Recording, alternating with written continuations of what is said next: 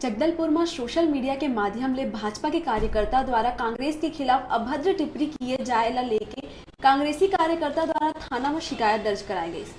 शिकायत में कहे गए है कि फेसबुक के माध्यम ले भाजपा के कुछ कार्यकर्ता और उनकर वरिष्ठ पत्रकार नेता मन के ऊपर अभद्र टिप्पणी करे गए।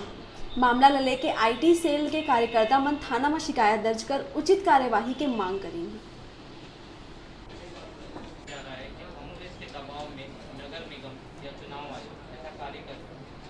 जो सुकमा वाला बीच में है तो वो कराया जाएगा।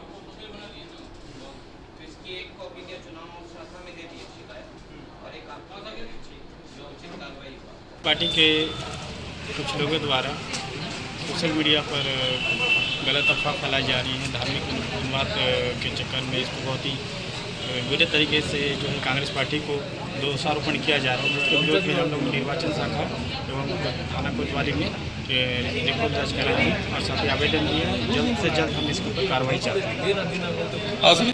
व्हाट्सएप ग्रुप में कांग्रेस पार्टी के खिलाफ में अभद्र टिप्पणी करने एवं राजनीतिक माहौल खराब करने के संबंध में शिकायत प्राप्त हुई है, जिसमें आवेदन लिया गया है और जांच उपरांत जो भी वैधानिक कार्रवाई है वो की जाएगी।